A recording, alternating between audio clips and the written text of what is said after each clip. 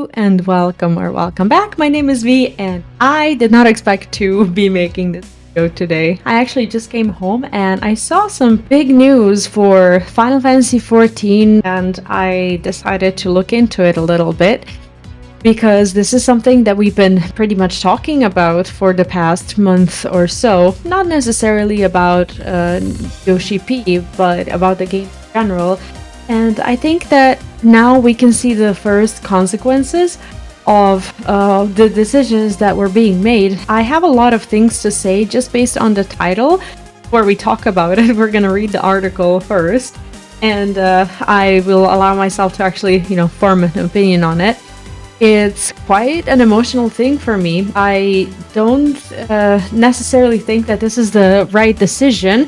But according to the article, Square Enix's Naoki Yoshida no longer is on company's board of directors. In most cases, even when someone is being let go or demoted from a position, normally they will give them an opportunity to actually quit and say, okay, I'm, I don't know, taking on another project or going off to explore the world or something. Naoki Yoshida definitely didn't do something to deserve them to say, oh, he's been fired or something like that, even if he was. So let's read the article and see what it actually has to say about it. Let me know your thoughts on this article, of course, after we've read them. Now let's read. Final Fantasy XIV producer and director Yoshida Naoki is no longer listed as an executive director of Square Enix as of February 27. So basically, this is company's board of directors. This is not necessarily FF14, which basically means that this covers more projects than just FF14, as it says here. Last week, Square Enix announced changes to management structure and published its updated list of company executives. Among other personnel changes, Final Fantasy XIV director and producer Naoki Yoshida, known by fans as Yoshi-P, seems to have been removed from Square Enix's board of directors. Yoshida became an executive officer at Square Enix followed by a promotion to executive director in the official Square Enix company overview still lists Yoshida as a director at the time of writing, but their latest announcement from February 27, 2025 lists him only as executive officer, suggesting a demotion from the position. That can mean that it was I don't want to say a forceful demotion, but he wouldn't have just, demoted himself because he feels for this or that reason responsible for what's been happening with FF14 and FF16. I think that he still has a lot of value to bring to both the company and the franchise as a director and as a part of the team in general, but maybe he just wasn't the right man. So it says, however, there is a fair chance that Yoshida may have stepped down on his own volition. Although he landed the promotion thanks to him, he didn't particularly like the role. In 2023, reportedly told, I don't want to be on the board, it's much more fun to just make games. So this actually might not be a bad thing, because we know Yoshida as the legendary game maker. He's the one who brought FF14 back from the ashes, and we want him at the end of the day to be more involved.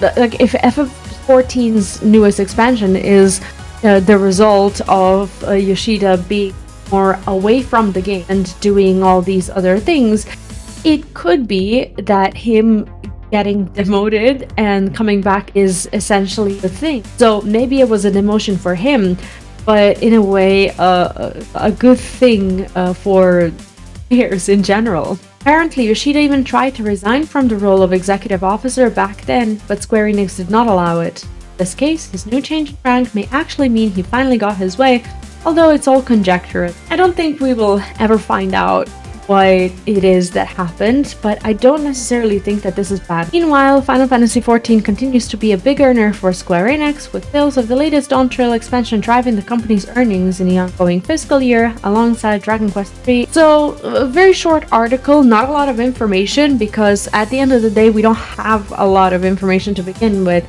Everything is just speculation, and we mostly talk about FF14 here. A lot of people are saying that that's something that contributed to this decision, but the way I am, I'm a huge defender of FF16, and I understand that there are many flaws with the linearity of the game, with the supposed simplicity of the combat, and this and that, but I absolutely adore Final Fantasy VI. I had an amazing time playing it. The voice acting was great.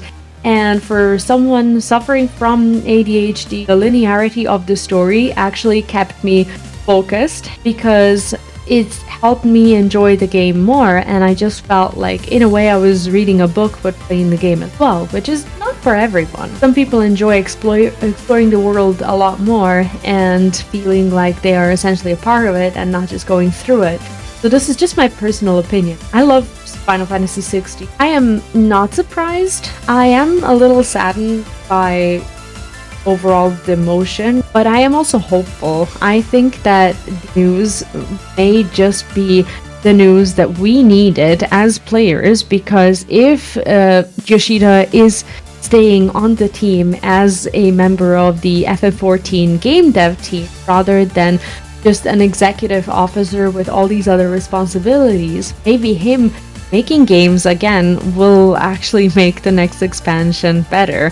Although we can probably safely assume that a lot regarding the next expansion have already been set in stone or at least figured out and are in development. I think that there's still a lot of decisions, and I really do hope that he stays on the team and makes the best decisions possible for the game. Admittedly, some of the recent interviews and how he spoke about Dawntrail